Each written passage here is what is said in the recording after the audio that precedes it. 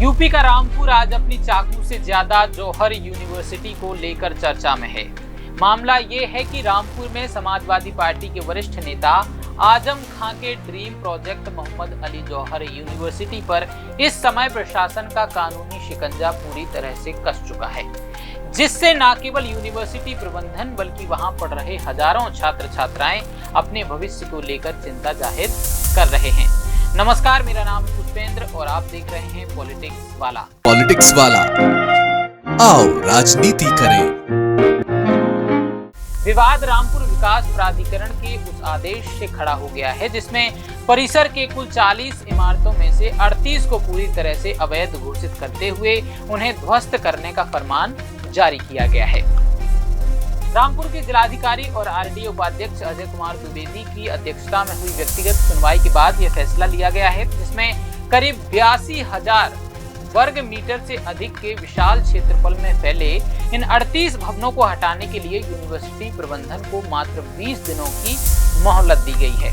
प्रशासन ने साफ कह दिया है कि यदि निर्धारित समय सीमा के भीतर प्रबंधन खुद इन अवैध निर्माणों को नहीं हटाता है तो प्राधिकरण खुद बुलडोजर की कार्रवाई कर इन्हें जमींदोज कर देगा और ध्वस्तीकरण पर आने वाला समस्त खर्च भी भू राजस्व बकाये की तरह यूनिवर्सिटी से ही वसूला जाएगा। इस ध्वस्तीकरण कार्रवाई के बाद पूरे विश्वविद्यालय परिसर में केवल 2 ही इमारतें, मेडिकल कॉलेज भवन और मुख्य अकादमिक ब्लॉक ही सुरक्षित बच पाएंगे, क्योंकि केवल इन्हीं 2 भवनों का नक्शा सक्षम प्राधिकारी से स्वीकृत कराया गया था।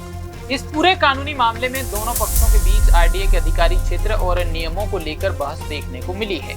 व्यक्तिगत सुनवाई के दौरान विश्वविद्यालय के डिप्टी रजिस्ट्रार और अधिवक्ताओं ने दलील दी है कि यह पूरा निर्माण राजस्व ग्राम सीगनखेड़ा की भूमि पर स्थित है, जिसे 27 सितंबर 2024 से पहले तक रामपुर विकास प्राधिकरण या नगर पालिका की सीमा में शामिल ही नहीं किया गया था। यूनिवर्सिटी पक्ष का तर्क था कि चूंकि निर्माण कार्य काफी पुराना है और उस समय यह क्षेत्र प्राधिकरण के दायरे से बाहर था, इसलिए आरडीए से नक्शा पास कराने की कोई कानूनी अनिवार्यता नहीं थी और वर्तमान में नियमों के आधार पर इसे अवैध मानना पूरी तरह से गलत है। हालांकि जिला प्रशासन और आरडीए के अधिकारियों ने इस तर्क को यह कहते हुए पूरी तरह से खारिज कर दिया है कि जब यूनिवर्सिटी प्रबंधन ने अपने मेडिकल और अकादमिक भवन का नक्शा जिला पंचायत से पास कराया था तो उन्हें नियमों की पूरी जानकारी थी।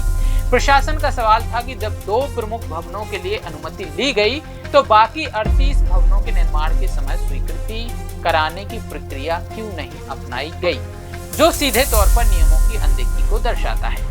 उत्तर प्रदेश नगर नियोजन एवं विकास अधिनियम 1973 की धारा 27(1) के तहत की जा रही इस सख्त प्रशासनिक घेराबंदी और हाल ही में फायर सेफ्टी मानकों की अनदेखी को लेकर जारी नए नोटिसों ने मोहम्मद अली जौहर विश्वविद्यालय के भविष्य को पूरी तरह से अंधकार में डाल दिया है।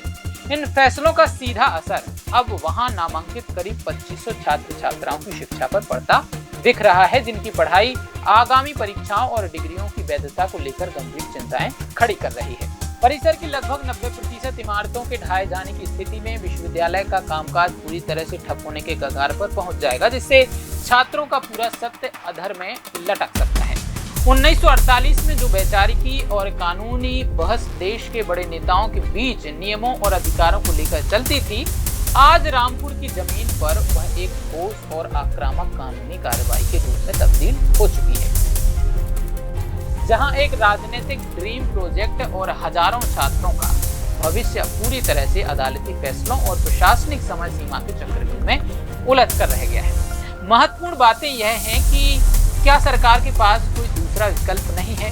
क्या सरकार इसे अपने अधीन नहीं ले सकता?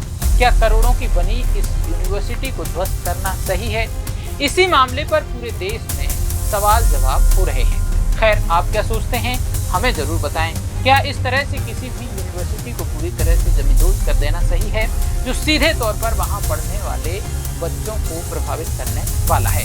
खैर, वीडियो पसंद आया हो तो लाइक कीजिए, शेयर कीजिए और हमारे चैनल पॉलिटिक्स वाला को सब्सक्राइब जरूर कीजिए। नमस्कार।